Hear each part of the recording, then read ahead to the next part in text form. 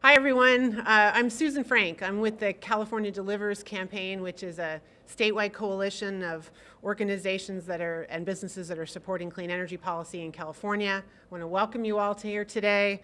We have a great lineup of speakers to launch a new report from the UC Berkeley Labor Center that we're going to talk a little bit more in detail about. But let me first turn this over to Dennis Morin, who is here, our on-site host, who's going to tell you a little bit about the location where we are. Dennis. Thank you, Susan. Good morning, everyone. Welcome. Thank you for joining us here.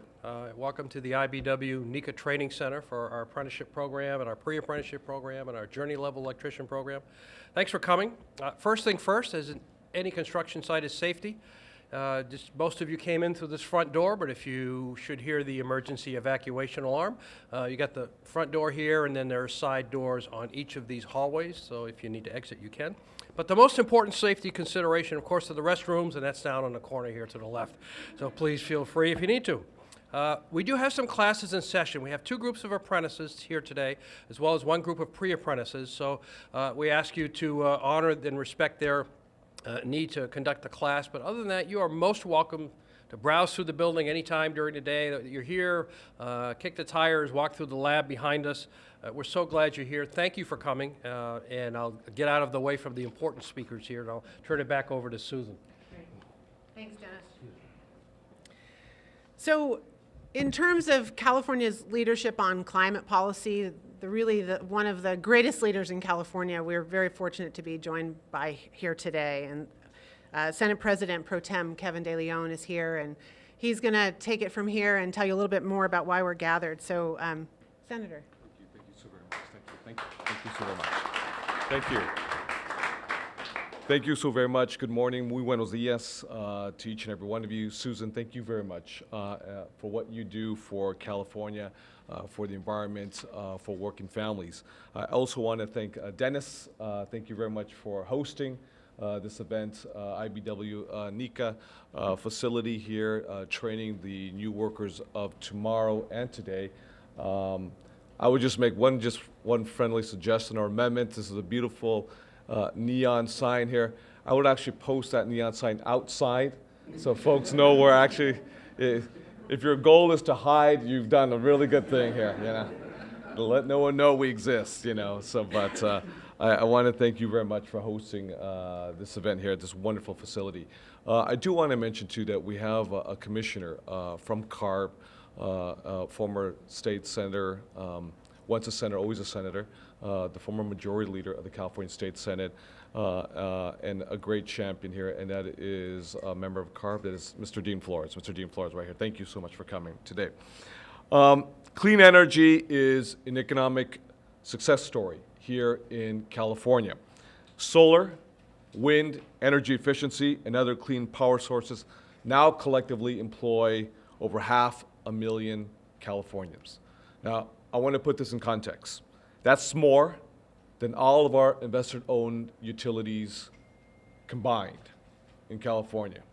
That's more than agriculture, fishing, as well as forestry combined.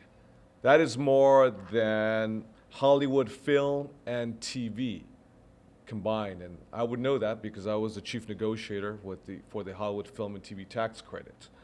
And yes, that is more than the entire oil and gas industry in our state combined. The industry is growing and adding jobs 6 times faster than our economy as a whole. In fact, California has added more jobs than any other state in the nation. In fact, if you take 2 other very large states, Texas and Florida, California has added more jobs than those 2 states have combined. This explosive growth has been spurred by the ambitious climate policies, including California's Renewable Portfolio Standard, the RPS, which we are focusing on today. Californians from every part of the state, from every ethnic group, every socioeconomic status, every geographical area should be very, very proud of our progress. We started a global clean energy revolution and redefined the modern environmental movement in the process. Clean energy is no longer a niche market or a plaything of the wealthy. It is a pillar of our economy, and it is here to stay. As the report's co-author, Bethany Jones, will elaborate, renewable energy is not only creating jobs that are real, jobs that are tangible, jobs that you can quantify because they exist, jobs that can be outsourced or offshored elsewhere. It's creating jobs that support the middle class, families, working class families, and doing so in some of our most impoverished, economically challenged communities. It is creating real opportunities for Californians of every background and socioeconomic strata, while at the same time also improving our quality of life. Now, not everyone in California is welcoming our success. There are very strong, powerful, special interests who are hard at work in the courts, in our legislature, in the political arena, buying influence to bankroll candidates to avoid changes that improve their method of doing business and to halt the implementation of our clean air policies. If, in fact, we want to continue down a path to a more prosperous, a more equitable, and sustainable economy, we need to redouble our efforts with long-term greenhouse gas reduction targets. California's groundbreaking cap-and-trade system, which limits emissions of carbon and other global warming gases, is set to expire in 4 years, in 2020. Employers, as well as investors, need the certainty to build, to hire, and to invest in our burgeoning clean energy sector if we truly want to expand and diversify our energy sources and, quite simply, create more jobs for Californians. We stand at a crossroads where we can move boldly into the future and cement our role as a world leader in addressing climate change, or we can stand pat, lose ground in the global economic race, forfeit our future health and well-being for short-term profits for a handful of very, very powerful companies. Now, I think that it's very appropriate, Dennis, that we're having this event here today, because we can see proof positive of the young working men and women here today that are training for a new economy of tomorrow. This is truly revolutionary without no sense of hyperbole, because what we're doing is we're calibrating with policies, with intentionality, a new economy of tomorrow. We're not allowing global forces to dictate which jobs you're going to have access to. We know today's day and age that it is very difficult. If you have little or no education, you are punished most severely. So if you don't have access to a four-year university, what is your alternative? Well, we know that CTC, Career Technical Education, but by doing so, creating a new economy of tomorrow, that those jobs will actually be there for working men and women in California. And that's what they're doing here at IBEW NECA, training them based on the policies that we move forward in the California State Legislature. We are the leader, not statewide, not region-wide. We are the leader in the nation. We see the dysfunction happening in Washington, D.C. They can't get their act together. They're still debating whether creationism exists or not, or evolution, or if the earth is flat. That's not what our debate is here. Our debate is we're still going to push to make sure we can make these policies permanent, codify them into law, so we can know that you'll have a job there in the future. Because quite simply, all you want to do is put that roof over your family's head. If your kids do good in school, you want to have that ability to send them off to college and just have an opportunity at that California dream. So with that, I do want to thank you and all the great leaders here very much for this opportunity. Thank you.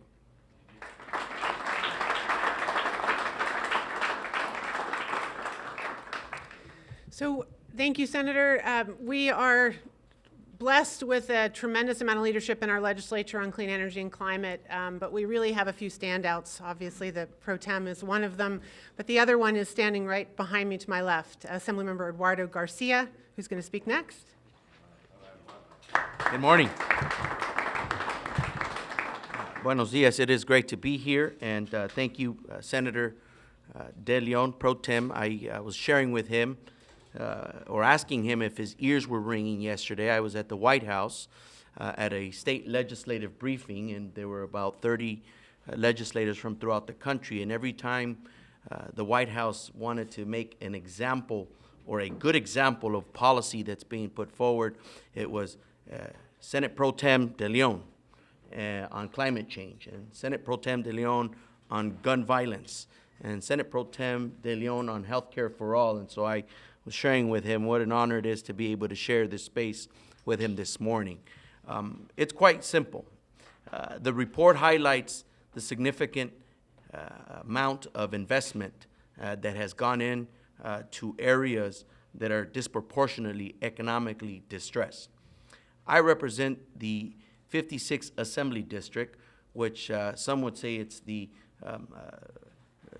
furthest and last geographic location of the state of California, but I like to say it's the beginning of the state of California.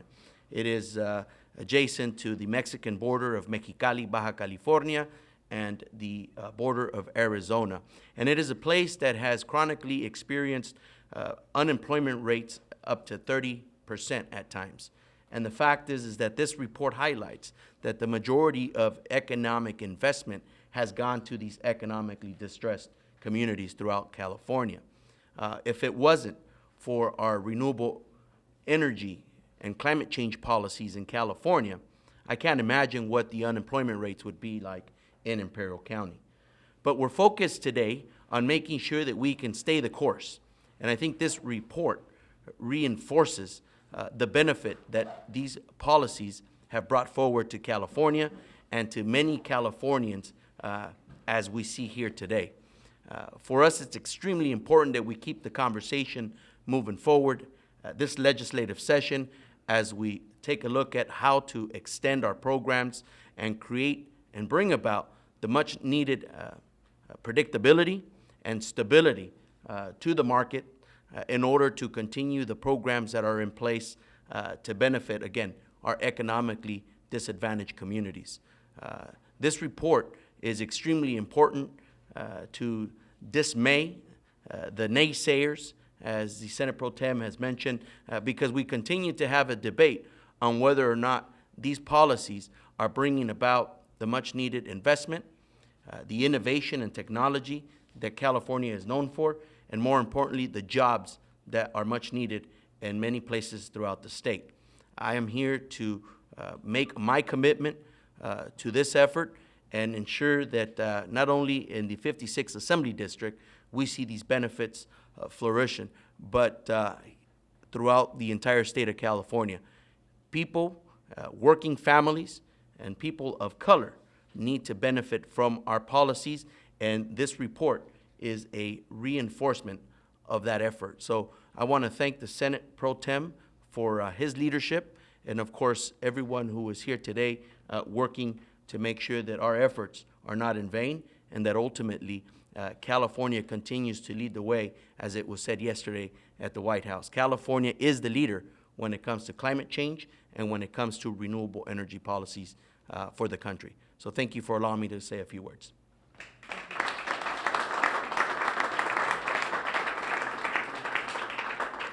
So for those on the live stream, you're not maybe able to get a sense of the room that we're in right now, and it's filled with apprentices that are part of this program. So I'm going to take a quick second here. All the apprentices, can we do like a cheer or something? Can you all just say, what do you have, a chant or a cheer? Or what do you? All right, one more time on the count of three. 1, 2, 3. 3, 4, 0. Excellent. That's what I was hoping for. And I also wanted to acknowledge, in addition to Senator Flores, CARB board member that's here, we're also joined by Emilio Camacho, who's representing CEC Commissioner David Hochschild. Very glad to have you here. So we're going to turn this over to Bethany Jones, who's the Associate Chair for the Don Vial Center on the Green Economy at UC Berkeley. She is one of the co-authors of the report that we're here to talk about today. So Bethany, why don't you come on up and say a few words? Thank you so much for your time and attention and allowing me to share some of our findings. We were looking at the link between good jobs and a low-carbon future based on evidence from the last 15 years. So there's been a lot of attention in recent years on the sheer quantity of jobs created in California's renewable industry, and a little bit less attention paid to the quality. So we really wanted to delve into what is the quality of these jobs created. Even in the clean energy arena, there are good jobs, really good jobs, and not so good jobs. And we found that the Renewables Portfolio Standard, one of California's key climate policies, has almost entirely led to the creation of good jobs. Demand for clean energy has been driven by the RPS, the Renewables Portfolio Standard. And this has created a virtuous cycle that benefits workers, the construction industry, the economy, and the environment. We see job quality reflected in higher wages, but our research shows that it is really the suite of benefits that differentiates these jobs from other clean energy jobs. Because these large-scale projects in California are built under project labor agreements, they include benefits such as paid training through state-certified apprenticeship, portable health insurance, pension contributions for workers for every hour worked, and union pay rates. And these benefits are provided for all workers on these projects, whether or not they belong to a union. Because these jobs are good for workers, they're also good for California's construction industry by attracting and retaining skilled and productive workers. This virtuous cycle creates stable careers with good wages and benefits, while also supporting on-the-job paid training for the workers of tomorrow, the workers that we can then rely on to build the clean energy that we are going to need. We also find that location matters. It is notable that job gains were greatest in counties such as Kern, San Bernardino, Riverside, and Imperial, where unemployment and poverty rates are far above state average and median income far below.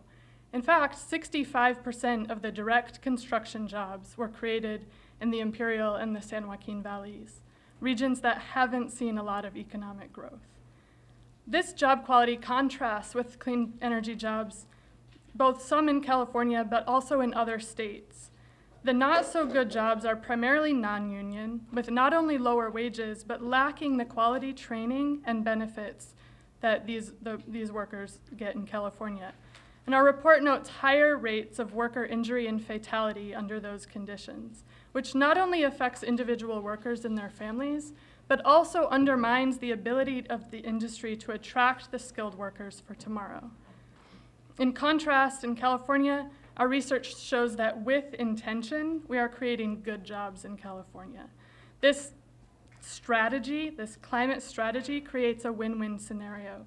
What's good for workers is good for the industry, good for the broader economy, and ultimately good for the climate.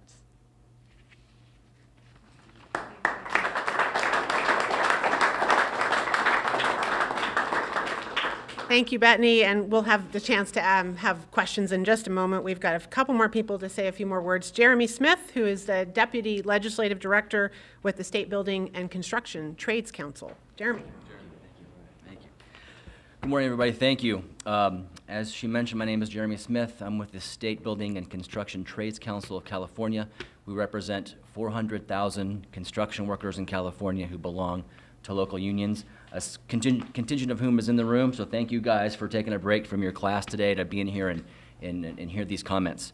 We're pleased to be here this morning to support the release of this report. Yet more data that illustrates the state's RPS is not only good for the environment, but good for the state's construction workers and the economy. The report, however, goes a step further. It illustrates what those of us in the unionized construction industry already know, that the jobs making the environment cleaner should and can be middle-class jobs that pay the prevailing wage. We know that the prevailing wage leads to good-paying, middle-class, sustaining jobs that allow workers to have the wages and benefits that we all associate with good jobs. We know that the RPS provides good-paying jobs to areas of the state that are experiencing the highest unemployment rates, which alone is a positive outcome. But when added to the fact that these workers are also earning a living wage, the prevailing wage, the efficacy of the RPS really is heightened.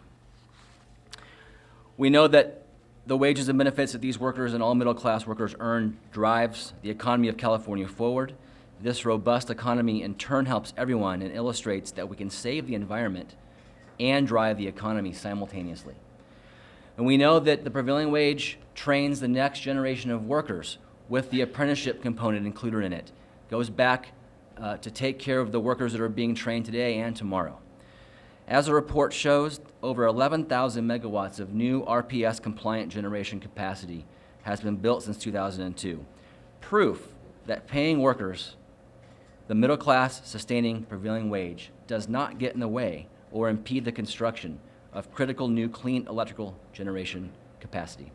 In short, to save the planet, the report proves that we don't have to scrimp on paying workers who are constructing renewable generation capacity the wages and benefits that allow them to support their families. Thank you.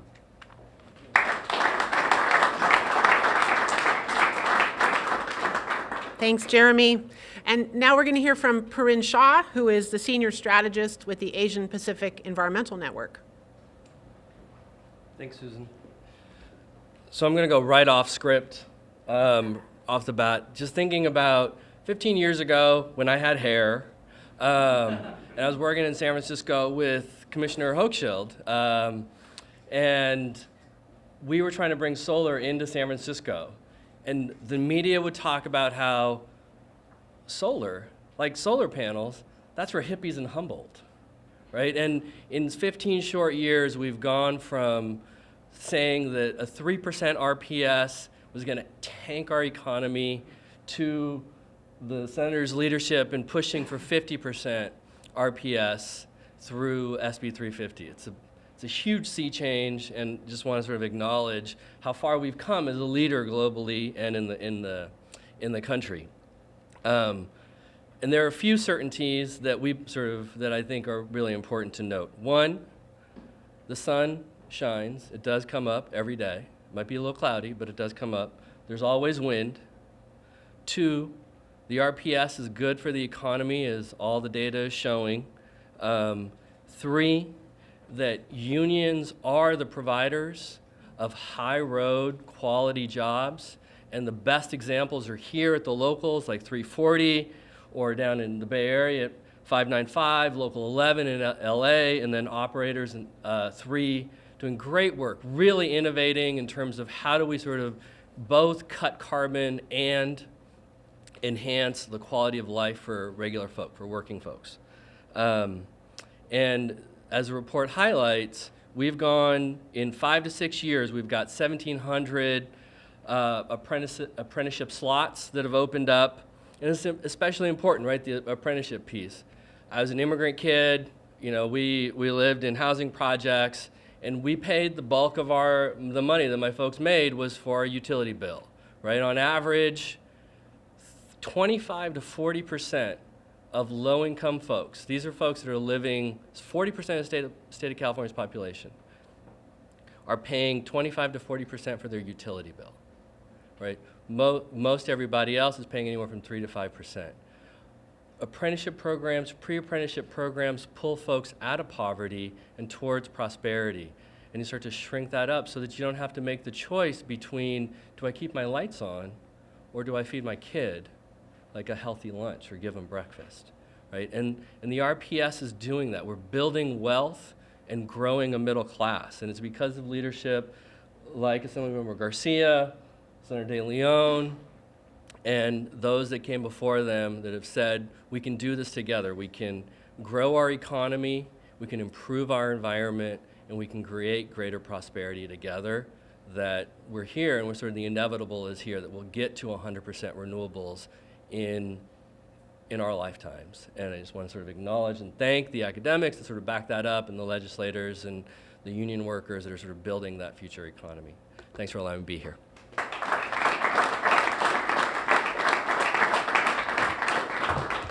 Thanks, Parin.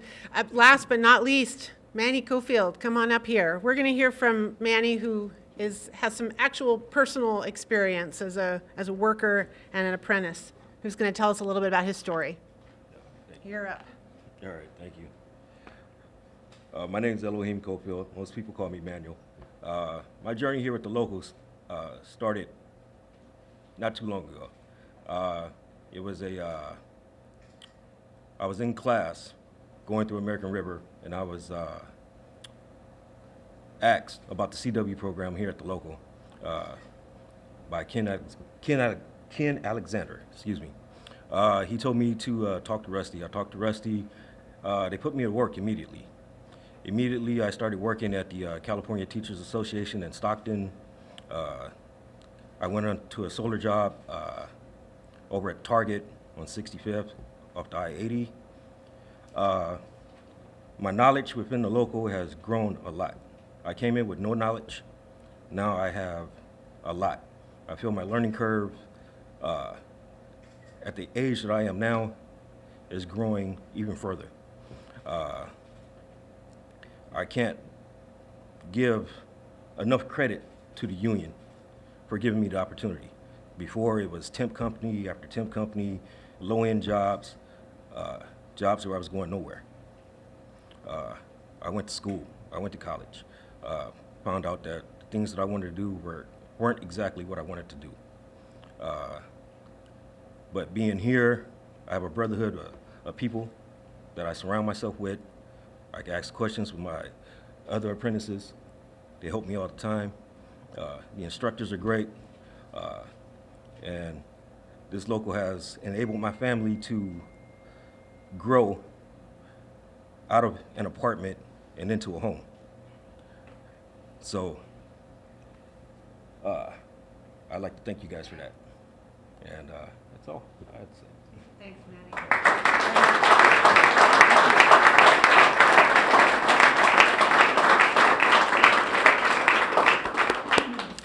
All right, that's our prepared program, provide remarks. We're going to have the senator and the Assemblymember here, and of course, all of the speakers available for questions from the media. So I'll stand off to the side. Do we have any questions? Sure, just wondering, I know the report focused on up to 2015, but do we know beyond that what kind of green jobs are available from just your efforts? You're talking about in the aggregate, the green jobs, energy efficiency, not just in the renewable, clean energy space. I think upwards, I think 500,000 jobs have been created in the clean energy space, but that's not disaggregated. That's an aggregate number based on our policies here in the state legislature. So obviously that includes energy efficiency, that includes wind, that includes solar, whether it's utility scale or whether it's distributed generation. So that's an aggregate number as opposed to what we're talking about today, which is utility scale based on the report, which is about, I would say, since 2012, of the 35,000 jobs created, 90% have been created since 2012 on forward, but the aggregate number is about 500,000 jobs. So when I made reference to more jobs created than those in all the investor-owned utilities combined, agriculture, fisheries, forestry combined, as well as Hollywood film and TV, as well as oil and gas combined in California, that's an incredible number right there. I might also just mention that last August, we put out a report that projected what the 50% RPS would create in terms of jobs. So the two, this looks at the quality and that looks at the numbers. You could use the two together. Any Other questions? None right now? You want to make something up? You can make something up. I'm a Sagittarius, if you want to know. Yeah? All right? Okay. Okay. Ed, you want to make a comment? Sure. Bueno, es importante que nos reunimos aquí esta mañana para reforzar la importancia de las pólizas y la política de la legislatura aquí de California, no solo para crear empleos, sino para mejorar el clima y la salud pública de las personas que viven aquí en California.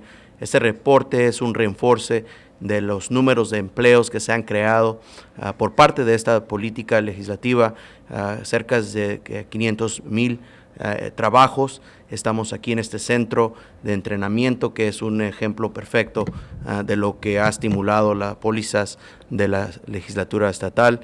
Le damos las gracias a nuestro líder del Senado, Kevin de León, por el liderazgo que él ha dado en este tema y vamos a seguir impulsando estas pólizas hacia adelante para no solo mejorar la economía del estado, sino también para mejorar la salud pública de todos los californianos. Anything else? All right, Susan? Do you want to say any final words? No, I'll just, I'll just, como dijo el asambleísta Eduardo García, el objetivo, pues obviamente es hacer todo lo posible para reducir el alarmante índice de carbono y otros tipos de contaminantes tóxicos, venenosos y peligrosos que nuestros hijos respiran en sus pulmones día tras día, mes tras mes, particularmente en las zonas más humildes a lo largo y ancho del estado de California. El fin de hoy día, y yo quisiera enfatizar y subrayar, es generando empleos concretos, empleos fijos, empleos para nuestra gente trabajadora aquí en el estado de California. Empleos en materia de renovables, canalizando el poder del sol, el poder del viento y también eficiencia energética, y estamos logrando nuestras metas a través de nuestras políticas públicas que estamos promoviendo y promulgando a través de la administración del gobernador Jerry Brown y también de nuestros colegas en CARB. Pero en fin, lo que es concreto y lo que es fijo, y quiero subrayar y enfatizar, son los trabajos que hemos generado a través de las políticas públicas. No trabajos que se puede exportar fuera, a otros estados o fuera del país, pero sino trabajos fijos y concretos para los californianos hoy en día, aquellas personas que tengan sueños para mandar sus hijos a la universidad, para pagar el techo, agua, luz. Así que, por un lado, estamos haciendo todo lo posible para reducir el alarmante alto índice de carbono y otros tipos de contaminantes. Y por otro lado, como dijo Eduardo García, a través de nuestras políticas públicas estamos generando empleos que dejan algo suficiente en el bolsillo, pensiones, cuidado médico, etcétera, etcétera. Yo creo que es un día de celebración, reconociendo el reporte de la profesora de UC Berkeley, que es un excelente reporte, que es evidencia de hechos que estamos mostrando éxito de estas políticas públicas. Así que muchas gracias. I want to thank everyone again, Dennis, for hosting us. Susan, thank you very much for facilitating us. To all the wonderful speakers here today, just making sure that when we know that when labor, when our academics, when our community organizers, when public officials, when folks from the administration, when we work together in concert with each other, we create real jobs. Manny's testimony was a very powerful testimony, and it's one of millions throughout the great state of California, how with policies we put people to work. At the same time, we give an opportunity for your children or your future children to breathe cleaner air and to inherit, a better planet for all of us. And if you can get a good job, and at the same time clean up the environment, that's a win-win situation. And that's why it's so important that we get it right here in California, because the rest of the country, as the rest of the world, are watching very closely what we do. And it is proof positive here at the NECA IBW with Local 340 here in Sacramento that we have decoupled and delinked carbon from GDP. And what does that mean? Obviously, the old narrative is if you want to be part of the middle class, if you want to send off your kid to college, if you want to pay for a mortgage or pay your rent, obviously, to get a job, you have to get a factory job and you have to burn fossil fuels. And we're realizing that's no longer true. We can burn less fossil fuels, grow this economy, put people to work, and that's what it's all about. We've got to make sure with cap and trade that we codify this into law, work very closely with Eduardo Garcia, with all the stakeholders here today, as well as Governor Jerry Brown and the leadership with Speaker Anthony Rendon, and with all our moderate friends on both sides of the chambers, so we can codify this and make sure we have certainty, we have stability, we have predictability for all investors to continue to invest their precious dollars in California for sustained economic growth. So with that, thank you very much, everybody. Thank you.